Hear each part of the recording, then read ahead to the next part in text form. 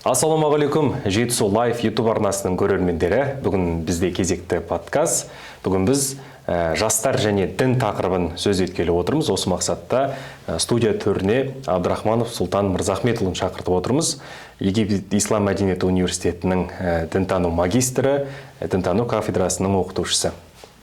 Қош келдіңіз, Сұлтан мырза. Қош көрдік. Енді бүгінгі негізгі тақырыпты таныстырып жатырмын ғой, енді дін және жастар дейміз. Қазіргі таңда жастардың дінге деген көзқарасы қалай қалыптасып жатыр, немесе қалай өзгеріп жатыр, қандай құбылыстар бар, қандай кемшіліктер бар, немесе артықшылықтарын тізбелеп шықсақ. Жақсы, қазір Қазақстанда жалпы дін мәселесі өте өзекті. Және соның ішінде әсіресе жастар мәселесіне келетін болса. Өйткені жастар өте импульсивті болып келеді, және дінге деген қызығушылығы осы мектеп кезінен басталады. Және бұл қарқын бұрында да күштірек еді, қазірде өте қарқынды дамып келе жатыр. Бұрында дегеніміз, мен осы тәуелсіздіктен кейін кезеңді айтып жатырмын. Қазірде жастардың дінге деген қызығушылығы өте басым, күшті десек болады. Оны қайдан біліп жатырмыз, қалай анықтап жатырмыз десеңіздер, өзі интернетте доступтар ашық, уағыздар болсын, сайттар болсын, TikTok, Instagram, парақшалары болсын, бәрі дін саласына қызығушылығын танытады, комментарийлер жазады, бөліседі статустар. Осының негізге ала отырып, біз жастарды жалпы жан-жақты дінге деген қызығушылық қалай жүріп жатқанын ести аламыз, талқылай аламыз, қарай аламыз. Бұрынғы кезде әлеуметтік желі өте әлі дамымаған кезде көбінесе біз жастарды мешіттерге барама, мешіттерден қарайтын едік, дұрыс па? Былай мешіттерге барып, осынша жастар келеді деп анализ жасайтын еді. Көбінесе мектептерде опрос, яғни сауалнама қойып жүргізіп арқылы зерттейтін еді. Ал қазір біздің жалпы доступ кең ауқымды бола бастады. Интернет әрбір адамның қолына тигеннен кейін, әсіресе жастардың, олар немен тыныс алып жатыр, не үйреніп жатыр, не бөлісіп жатыр арқылы біз көбірек мәлімет жинай алатын жағдайға келдік. Сол жастардың арасында дінге деген қызығушылық артып жатқан осыдан байқай аламыз. Менің көзқарасым, менің пікірім, өзім кішігірім талдауым деп айта аламын осылай. Шыны керек, ұстаздардың уағызын бөлісуі, немесе бір достарымен сондай бір қысқа видеошоттар жіберуі, осындай тенденциялар қатты жүріп жатыр деп айта аламыз. Және байқасаңыз, бір осындай біздің форматтағы подкасттар, талқылау алаңдары көбейіп келеді. Дені жастар арасында, яғни дінге деген қызығушылық жастар арасында өте едәуір екенін байқаймыз. Десектен және әлеуметтік желі деп қалдыңыз. Енді әлеуметтік желінің оң жағы бар, теріс әсерін де таразылап жүрміз ғой. Жастардың әлеуметтік желі қолдану мәдениеті қазіргі таңда қалай қалыптасты?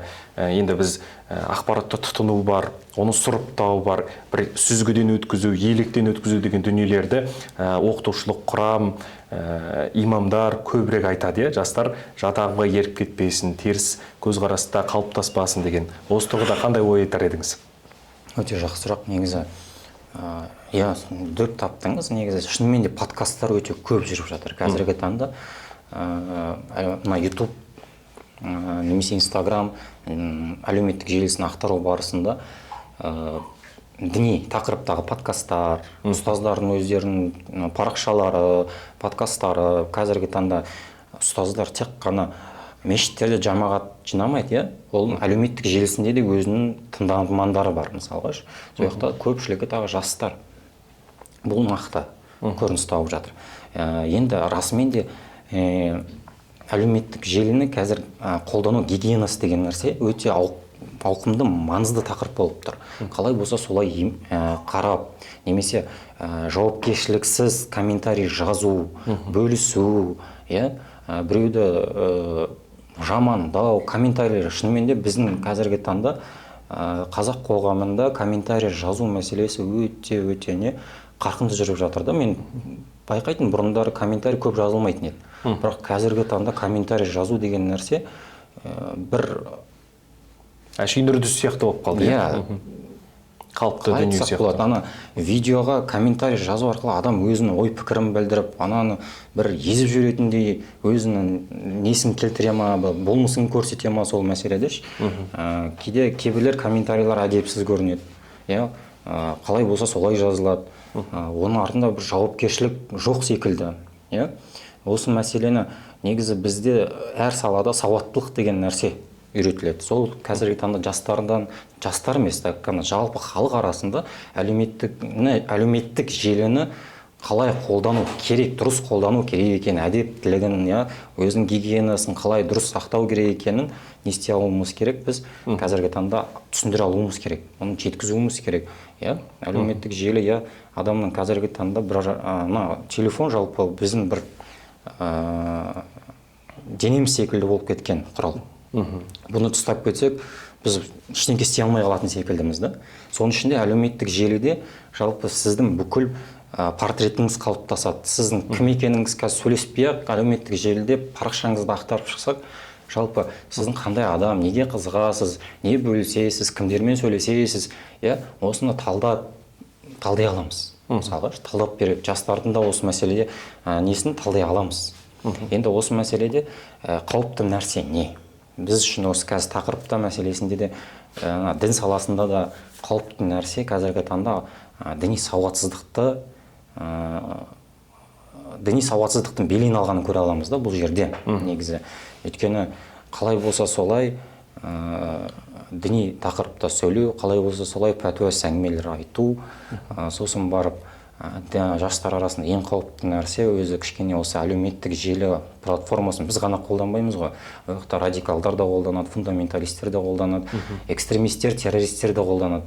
Бұл жақта өзінің жалпы жақтастарын табудың негізгі платформасы болып табылады. Әлеуметтік желіде бәрі отырады да. Сол жастарға дұрыс түсіндіре алып, дұрыс адамды таңдауға көмектесе алуымыз керек, ескертіп алып, дұрыс ақпарат бере алуымыз керек. Негізі ұстаздардың әлеуметтік желіде активті болу өте құптарлық нәрсе. Өйткені олар активті болмаса, жақсылы білікті мамандар активті болмаса, белгілі бір дәрежеде, онда басқа кісілер, теріс пиғылды адамдар активті болып тұрған кезде солар не болып, солардың артынан еліктеп кетуі мүмкін. Аудитория иемденіп алу қаупі бар. Сол үшін қазіргі таңда жақсы дамып келе жатыр, ұстаздар ақырын өздері парақшаларын жүргізіп жатыр. Негізі біздің Қазақстанда менің көзқарасым бойынша тенденция өте жақсы жүріп келе жатыр да. Ұстаздар арасында, имамдар арасында да енді жастарға дұрыс бағытта түсіндіру, оларға дұрыс ақпарат бере алу қазіргі тек қана әлеуметтік желі мәселесінде. Яғни тек қана дегенде негізгісі әлеуметтік желі мәселесінде. Әртүрлі платформалар бар, мектептерге де барып, ашық түрде сөйлесіп, офлайн яғни тұрғыда оларға жеткізе алу, ол да өте маңызды нәрсе. Мешіттерде мысалға дұрыс уағыздар жүргізіп, құптан ақшам уақытынан кейін нелер жүргізіледі ғой. Қысқа уағыздар жүргізіледі, сол моменттерді қолдана алу, уағыз, жұма уағызы ол әлбетте бөлек әңгіме. Бірақ мысалға ақшам мен құптан арасында, мен жалпы мешіт мәселесін талқылап кетсем, сол кезде өте ыңғайлы уақытта жастар арасында дұрыс нәрселерді айтып қалу, дұрыс жеткізе алу. Осындай сақтандырып қалсақ деген негізгі ұсыныс айтылып жатыр, айтамыз да. Енді проблема мынандай болып жатыр да, қазіргі таңда зерттеулер барысында қазір мамандар айтып жатыр, бұрында радикалдардың жас ерекшелігі 20-45 жас, 20-40 жас деп айтатын еді. Мысалы 21-40 жас, 42 жас. Сондай статистика келтіретін. Қазіргі таңда зерттеу барысында радикалдық жас ерекшелік 15 жасқа түсіп кетті деп соны дабыл қағып жатыр. Сол проблема неден басталды? Ол әлеуметтік желіні дұрыс қолданбаудан. Әлеуметтік желіден жастар сауатсыздықпен кіреді, теріс дін өкілдерінің уағыздарын тыңдайды, соған қатты эмоционалды тұрғыдан байланады и оны тарата бастайды. Ал біз білеміз, қазіргі таңда Қазақстанда заңдық тұрғыдан теріс діни ағымдардың ақпаратын насихаттау өте қатаң жазаға апаратынын. Бұл сала кәдімгідей Қазақстан Республикасында қатты қойылған заңнамада. заңнаманы айтатын болып кетсек, енді кішкене не болсын, қылмыстық кодекс бойынша 256-257 баптар мысалға, не экстремист және террористік немесе радикалды ақпараттарды таратудың салдарынан кәдімгідей сотталып кетіп жатқан жастар бар. Сол үлкен проблема туғызып жатыр да. Сосын тағы да бір негізгі проблема, қазір байқап, зерттеп қарасақ, комментарий мәселесін қозғадым ғой, қалай болса солай комментарий жазып жатыр. Соның артында бір жауапкершілік бар екенін сезінбей жатқан секілді көрінеді көпшілігі. Алайда егер заңды дұрыс қоса алсақ, оған да заң негізі бар да. Егер оның заңдық тұрғыдан оның артынан қадағалап, қазбалап алсан, қылмыстық кодекс бойынша 174 бап бойынша діни, рулық, нәсілдік, этникалық наразылық туғызды деген, алауыздық туғыздық деген бап бойынша сотталып кету мүмкін. Осы нәрсені қазір жастарға дұрыстап түсіндіріп жеткізуіміз керек. Сол үшін біз қай оқу орынға барсақ та, жалпы қай жастармен кездессек те айтамыз, комментарийларыңызға сақ болыңыздар, қалай болса солай жаза бермеңіз деп. Яғни қандай да бір әрекеттің артында жауапкершілік барын сезіне білу керек. Сіз айтып отқандай, заңды білмеу көп жағдайда жауапкершіліктен босатпайды. Осыны да мектеп қабырғасында, жоғары оқу орындарында, орта білім иелеріне міндетті түрде құлақ қағыс қып айту керек, мұндай насихат жұмыстарын тоқтатпау керек дейсіз. Әрине, бұл сауаттылық қой, бұл таза сауаттылық мәселесі. Сосын мынандай мәселе бар да. Қазіргі таңда әлеуметтік желі ашық болғандықтан, бәрімізге, жастарға, кімдерге болса да, үлкендерге бәрімізге ашық болғандықтан, бір андай еркіндік платформасы. Сен өзіңді кәдімгідей еркін сезінесің. Не істесем өзім білемін деген секілді. Алайда мына нәрсені еш уақыт ұмытпау керек. Еркіндік, ол шынайы еркіндік, ол жауапкершілікпен бірге жүреді. Сен еркінмін деп қалай болса солай қимыл жасау, ол да проблема. Ертең біреудің құқығына кіріп кетіп, біреудің құқығын таптау жүру, ол жауапкершіліктен қашырмайды негізі. Осы нәрсені жеткізуіміз керек та. Еркін адам, ол әрдайым жауапкершілікті көтеретін адам. Жауапкершілігін түсінетін, әрбір сөздің, әрбір жазбаның жауапкершілігін өзі көтере алатын адам болу керек. Сол кезде шынайы еркіндік. Соны адамдарға жеткізуіміз керек та. Біз негізі құптаймыз, жастардың еркін болуын, ол еркін ойлана алуы, креативті ойлану, ол өте құптарлық нәрсе да. Бірақ сол еркіндік ақымақтыққа айналып кетпеу керек, сосын жауапкершілікпен болса деген дұрыс нәрсе да. Сол кезде жастар шынайы тұлғаға айналады деген ойдамыз. Жастар емес, жалпы адам тұлғаға айналады да сол кезде. Енді біз әлеуметтік желі жайын сөз етіп отырмыз ғой. Көптеген діни фундаментті бекемеген адамдар, сіз айтқандай баламалы ақпарат болмағаннан кейін басқа шетін көзқарас ұстанатын, теріс идеологияны дәріптейтін парақшаларға, топтарға жазылады. Соның ақпаратын бөліседі, комментарий жазады деген сияқты, видеосын бөліседі деген сияқты. Осы жастар сондай фундаментте біз енді көбіне салдармен күресеміз ғой, мәселе болып қойғаннан кейін күресеміз. Осыны алдын алу бағытында кімдер мұрындық болу керек? Бала ата-анасымен ең алғаш дос болады, ең алғашқы коммуникация бұл үйде жүзеге асады, кейін орта білім мекемелерінде жүзеге асады. Мектептер дейміз, жоғары оқу орындары, колледждар, универде. Жалпы осы сондай әрекеттерге, сондай идеологияға өтіп кетпеу үшін баланың бойында, жас жеткіншектің бойында қандай сүзгі болу керек, былайша айтқан кезде? Менің ақылыма мына нәрсе келіп тұрды, сіз айтып жатқан сұрақ қойған кезде Абайдың сөзі ақылыма келді сол кезде. Негізі Абай айтады, бала үш адамға еліктейді дейді. Дұрыс. Біріншісі ата-анасына, екіншісі ортасына, достарына, үшіншісі ұстазына. Бірақ осы үшеуінің арасында кімді жақсы көрсе, соған басымырақ береді. Соған қарай еліктейді. Сол үшін бұяқта мәселе мынандай. Бұяқта расымен де ата-ана бірінші жұмыс істеу керек. Ұясында не көрсе, соны алып ұшады бала деген. Сол ата-ана өзі баласына дін туралы ақпарат беріп, оны сауаттандырса, ата-ана өйткені авторитет болу керек. Отбасында мейірімділік таныта алу керек, баласына көңіл бөле алу керек. Егер ата-ана баласына көңіл бөлмесе, оған көңіл бөлетін адамдар қазіргі заманда табылады, интернет арқылы. Бала табады. Сол үшін ата-ана мейірімділік танытып, өзі авторитеттік болмыс қалыптастырып балаға, үлгі болатын, үлгі болатындай. Сосын барып дұрыс ақпарат бере алса, егер өзі білмесе, өзі діни сауатсыз болса, онда ұстаздарға, дұрыс адамдарға жеткізіп барсын. Мына кісіден үйрен деп, бағыттасын. Аллаға шүкір, біз қазір 90-шы жылдарда емеспіз, ондай маман жоқ, дін саласында шынымен маман болмаған кездер еді ғой, қиын кездер. Қазіргі таңда мықты ұстаздар бар, мамандар бар, әлеуметтік желіде ресми парақшалар бар. Соларға шығып сұрақ қойсаңыз жауап беретін тұлғалар бар деген секілді мамандар бар. Осы нәрсені ата-ана дұрыс қолдана алса, егер біз жаңа айттық басында, жастар дінге қызығушылығы өте басым, қызығады, рухани аш.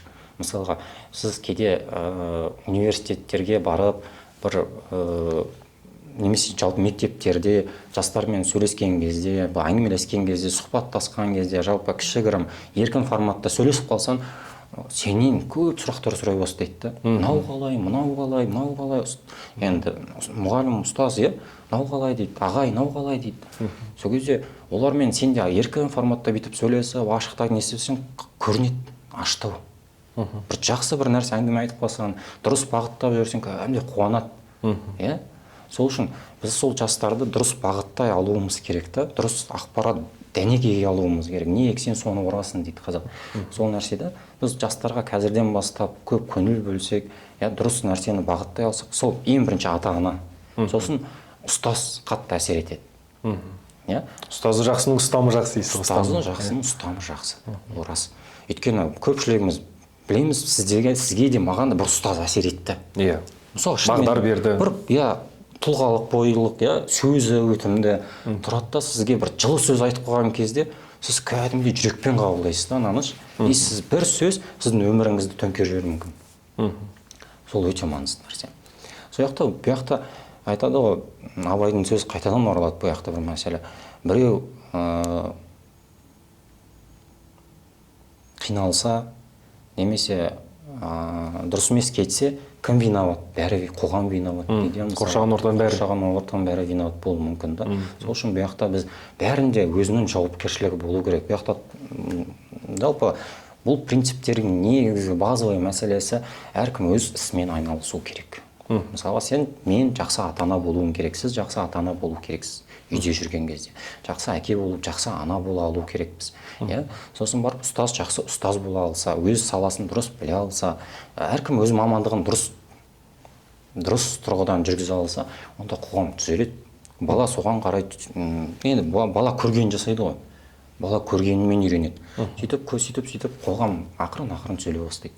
Бұл бірден бола салатын нәрсе емес негізі. Мысалға, сіздер мына подкаст жүргізулеріңізде қоғамға бір әсер тигізеді. Ертең жарайды, бір адам әсер тигізсе, сіз мақсатыңызға жеттіңіз. Сіздің мысалға әңгімеңіз, сұхбатыңыз бір адамға әсер етті ма, бұл подкасттың мақсаты орындалды деген сөз да. Миссиясы орындалды деген сөз. Сол үшін бұл нәрселер бекерден бекер жасалып жатқан дүние емес деп мен өзім сөйтіп санаймын. Және де Сұлтан мырза, байқасаңыз, ата-ана дейміз, орта білім мекемелерінде білім беретін ұстаздар, мұғалімдер, одан кейін қоршаған орта, бұның бәрі әсер етеді. Одан кейін бұрындары біз енді әкенің қабағымен, үлкендердің тәйттеуімен өскен ұрпақпыз ғой. Енді мысалы, бұрындары ақсақалдар институты деген дүние болатын. Өзінің руындағы, еліндегі мәселені сыртқа жаймай, сол рудың ішінде шешіп тастайтын бір құбылыс болды, жария қылмай, тентегін тезге салып дейді ғой қазақ.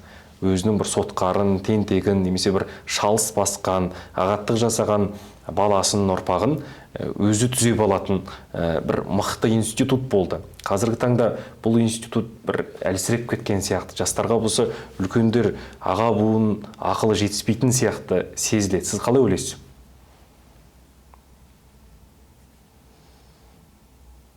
Менің ойымша, аға буын өз білгенін бөлісіп жатыр. Өз білгенін, өз көргенін бөлісіп жатыр. Абайды қайтадан Абайға келіп тұрмын. Тыңдаушы не дейді, есті адам есті сөзді түсінеді дейді. Жалпы қазіргі таңда сіз дұрыс платформа таңдап, тыңдайтын нәрсеңіз, естіген нәрсеңізді дұрыс жүзеге асыра алсаңыз, онда сізден жақсы тұлға шығады. Өйткені жақсы нәрселер айтылып жатыр. Тек қана соны тыңдайтын құлақ керек. Жақсы нәрселер айтылып жатыр деп ойлаймын мен өзім жеке басым. Енді бүгінгі тақырыпты, подкасттың тақырыбын дін және жастар заманауилық пен сенімнің үйлесімі деп алып отырмыз ғой. Енді заманауи дегеннен кейін қазір көп нәрсе дамып жатыр. Технологиялық үдерістер дейміз, өзгерістер дейміз. Енді қазір заман дамып жатыр, бір жерде тұрған жоқ. Бұрынғы 10 жыл аралықпен салыстырсаңыз, анағұрлым өзгерістер бар. Алға жылжу бар. Бәлкім кемшін түсіп жатқан жақтарымыз да бар шығар, енді оны да жасырмаймыз. Десек те, мына дін мен заманауи өмір салты, осының екеуінің арасында қандай да бір қайшылық туындауы мүмкін бе? Әлде орын алып жатыр ма бәлкім? Технологиялардың дамуымен өміріміз жеңілдеп жатыр. Иә. Өміріміз жеңілдеп жатыр. Жұмыстарымыз тез атқарылып жатыр. Негізі оны дұрыс қолдана алсақ, мен ойлаймын, керісінше бұл құптарлық нәрсе. Қазір одан бас тартып, ондай нәрсе жоқ қой.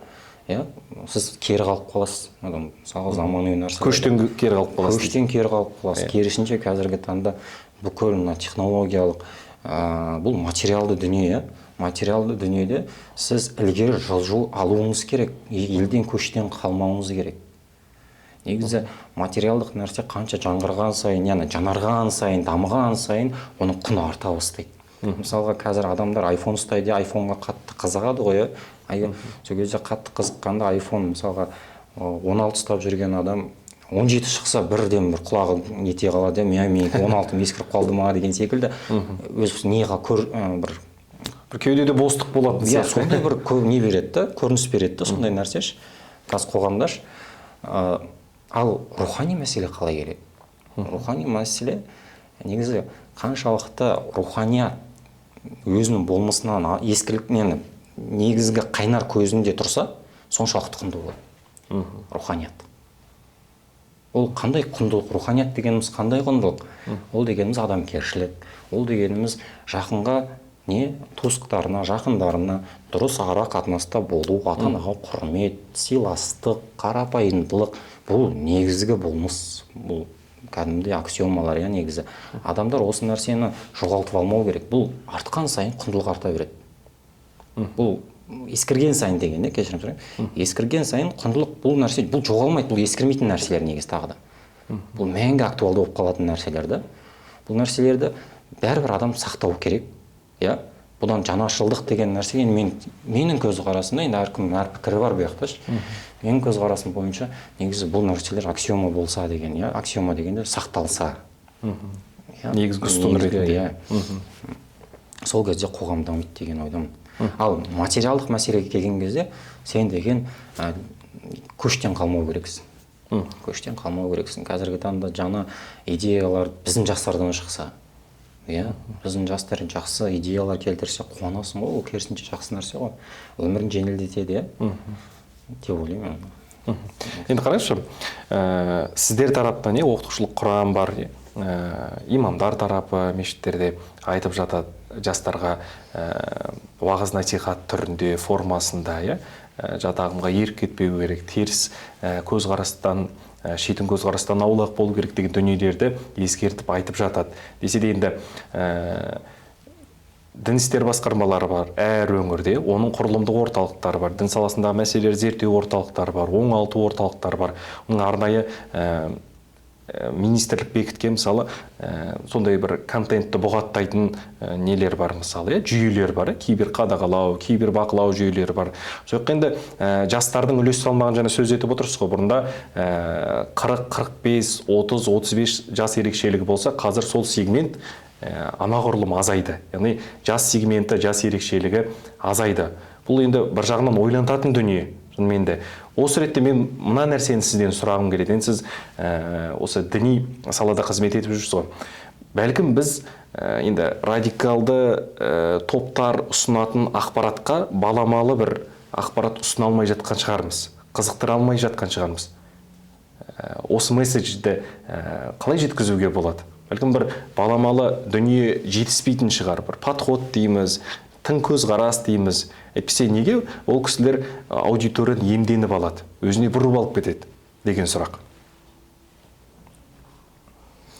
Негізі бұл жақта бірнеше фактор бар да, жан-жақты көзқараспен қарауға болады, қарастыруға болады. Біріншіден радикалды, енді былай тарихи факт немен айта кетейін, радикалдар бұрында да болған, қазір де бар, болашақта да бола береді. Бұл факт. Болмаған абзал негізі, бірақ бұл бұрында да болған нәрселер да. Енді оны қалай азайту керек деп біз жұмыс істеуіміз керек қой. Негізгі мәселе ол сауаттылық. Енді радикалдар қалай өздерінің адамдарын көбейтіп жатыр, олар қалай тартып жатыр деген нәрсеге зерттеу барысында байқалған нәрсе. Негізі бұл жақта көбінесе теріс ниетті саяси топтардың, менің ойымша, менің көзқарасым бойынша, теріс ниетті саяси топтардың үлкен қаржыландыруымен болып жатқан нәрсе. Қай жерде қаржы болса, ол жерде көп не жүргізіледі, насихат жүргізіледі, жұмыс жасалынады. Сол үшін бізде де бұл салада көбінесе дұрыс қаржы бөліну керек деп ойлаймын.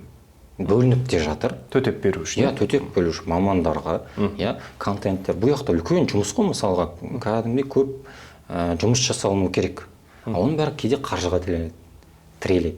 Қазіргі таңда кейде мамандарға риза боласың, қаржысына несіне қарамайды, өзі істеп жүрсе де бұл салада кәдімгідей берік. Жанкештілік танытады. Бұл саладан кәдімгідей сол басынан бастап жүреді. Өйткені халықтың мүддесі үшін жүрген тұлғалар да, халықтың мүддесі үшін жүрген тұлғалар. Ертең біздің балаларымыз қандай болады деп ойда, және өздеріне де қызық бұл сала.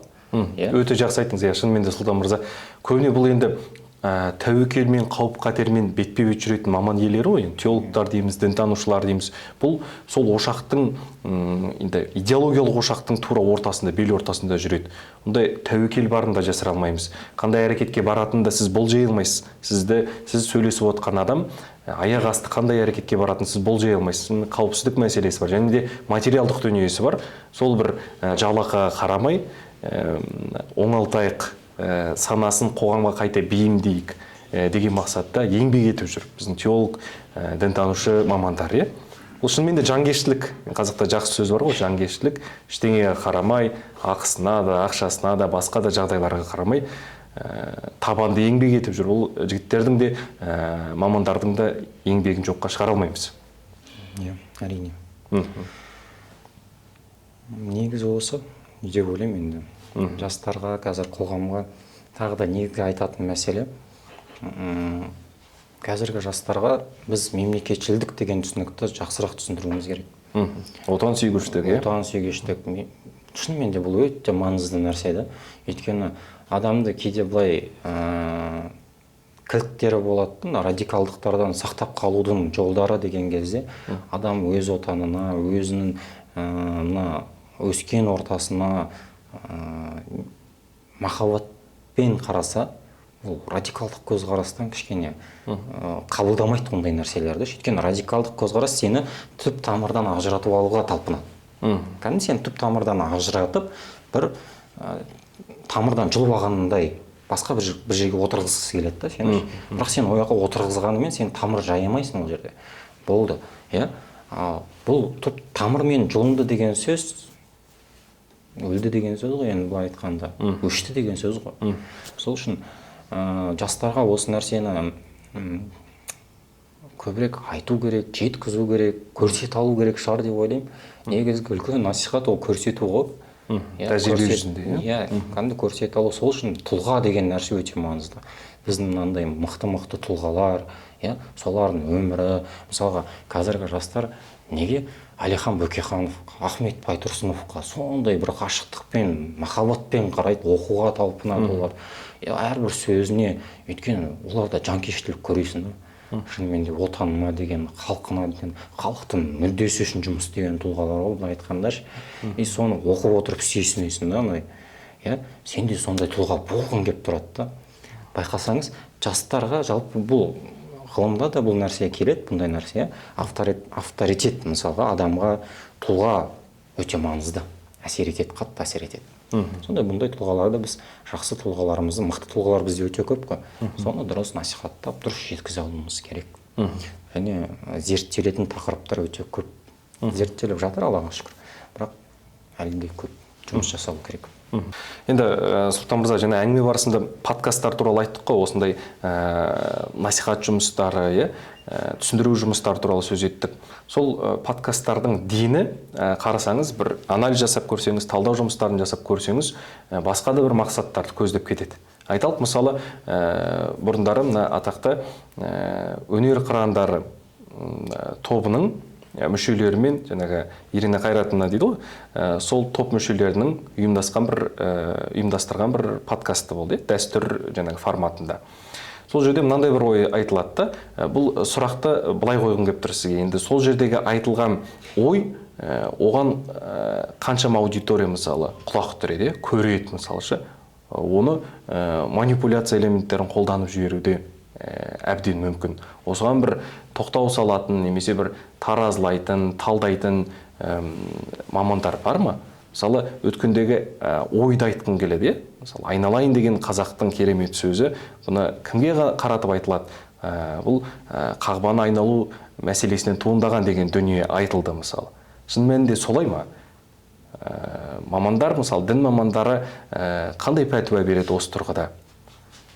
Дәстүрді зерттеп жүрген, өркениетті, мәдениетті зерттеп жүрген адамдардың пікірі, жаңағы сұхбат иелерінің пікірімен үйлесе ме?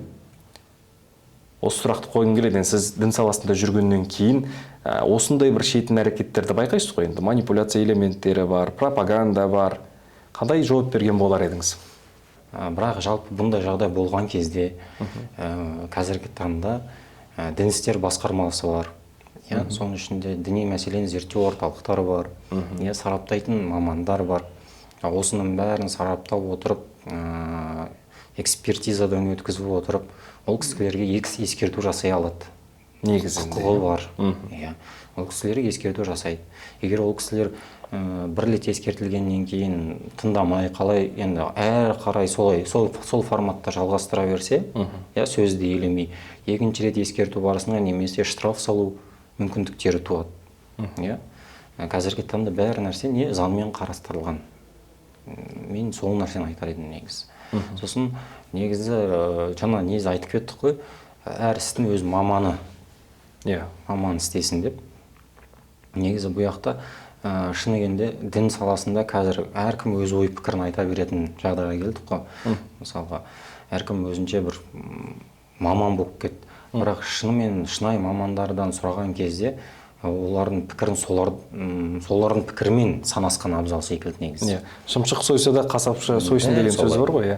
Енді бұл әңгімені, бұл мәселені көтеру себебім, енді сондай бір азаматтар медиада өте мойындалған деген себебім, аудиториясы өте көп қалыптасқан, бірнеше мың жазылушысы бар, бәлкім миллионға жетіп қалар. Соны енді подкастты көріп атқан, діни фундаменті бекімеген жас көреді де, мысалы. Мынау негізі солай екен ғой деген ой туып қалу мүмкін, автоматты түрде.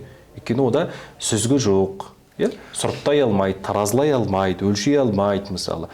Ненің ақ, ненің қара екенін біле алмайды. Ол жерде қандай элементтер бар, қандай құйтырқы, жымысқы әрекеттер жүріп жатыр, одан бейхабар.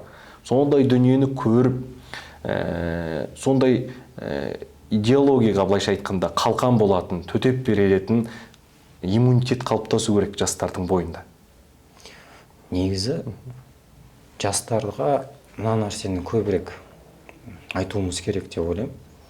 Мына сананы дамытуда қазіргі таңда ақпараттық соғыс заманы ғой. Біз таңертемен тұраса бірден бетімізді енді қазіргі таңда шын сөзін шыны керек телефон шұқылаймыз көпшілігіміз. Не болып жатыр деп бірден ақпарат қабылдаймыз. Былай айтқанда бізге ақпарат өте көп келеді. Бір күннің ішінде қаншама ақпарат келеді. Сіз бір күннің ішінде қуанасыз, бір күннің ішінде жылайсыз, бір күннің ішінде мұнаясыз. Бір күн демей ақ қойыңыз, сәттің ішінде сіз сондай бір эмоциональный күй кешесіз да бүйтіп. Сол кезде негізі ақпарат мәселесіне келген кезде мына қарапайым нәрселерді біліп жүру керек. Әрбір ақпаратты сананың сүзгісінен өткізу керек, ойдың сүзгісінен өткізу керек. Ол қандай сүзгілер деген кезде ең әуелі ақпаратты, ол сыни көзқарасқа салу керек. Критикалық мышление деп айтады, сыни ойлау жүйесі. Соны жастарда дамыту керек. Бірден қабылдай салмай. Сосын көптеген негізі сондай сүзгілер бар. Құдайдың бізге салып қойған. Соны дамытуымыз керек. Қазіргі заман оны талап етіп жатыр да. Сіз ол ақпаратты қабылдаған кезде салыстырмалы ойлау жүйесі деген бар. Сіз оны салыстыруыңыз керек. Басқа ақпарат көздерінен қарауымыз керек. Бірден бір ақпаратқа сеніп қалуға да болмайды. Сосын барып, тағы да ең негізгі нәрсе ол логикаға келе ме, келмей ме? Логикалық ойлау жүйесі деген бар. Осы негізгі сүзгілерден адам өткізіп алса ақпараттарды кішкене жеңілдеу болады да. Ол сүзгі кішкене оған естеп береді, ақиқатқа жақын ой пікір қалыптастырады. Көрсетіп береді, екшеп береді. Негізі бұл тек қана жастар мен жалпы бүкіл адамдарға керек нәрсе деп ойлаймын негізі. Өйткені ақпарат өте көп. Ақпаратқа сеніп қалу және қазіргі таңда өздеріңіз білесіздер, ақпараттар бұрмаланып көп айтылады. Өте көп артылады. Мысалы, бір ақпарат айтылғанымен оны қысқартып шығара салады. Сол кезде бұл жақта не байқалады? Значит, бұл жақта бір белгілі бір ойын жүріп жатыр деген сөз. Немесе көзқарасы дұрыс емес, пікірі, ойы дұрыс емес адам сенімен, бәрін ой пікір бірдей болмайды ғой. Сенің артынан былай айтқанда даттағысы келеді, жамандағысы келеді, лайлағысы келеді. Сол кезде осы нәрсе өте қиын да. Халық бірден соған сеніп қалады да, кейде көпшілік. Ақиқат сол деп ойлайды. Енді тобырдың халықтан айырмашылығы не? Тобыр бірден не айтса соған сеніп, соған ілесіп кете беретін. Біз халық болу үшін бізде кішкене зияткерлік болу керек. Біз ойлана алуымыз керек, тоқтай алуымыз керек. Жаңағы сүзгілерден ақпаратты өткізе алуымыз керек. Сол кезде бізде жалпы халықтың сауаттылығы арта бастайды. Негізі осы нәрсені көбірек айтсақ деген ойдамын. Рахмет, Сұлтан мырза, орамды ойыңызды ортаға салғаныңыз үшін, жастарға танымды, тағылымды дүние болды деген ойдамыз. Арнайы уақыт бөліп бізге сұхбатқа келіскеніңіз үшін көптен көп алғыс білдіреміз. Алдағы шығармашылық жолыңызға табыс тілейміз. Сіздерге рахмет шақырғандарыңыз үшін. Құрметті Жетісу Лайф YouTube арнасының көрермендері, бүгінгі кезекті подкастымыз осымен тәмам. Егер де видео ұнаса, осы видеоны бөлісіп, лайк басып, немесе пікір жазып отырыңыздар. Көптен көп рахмет.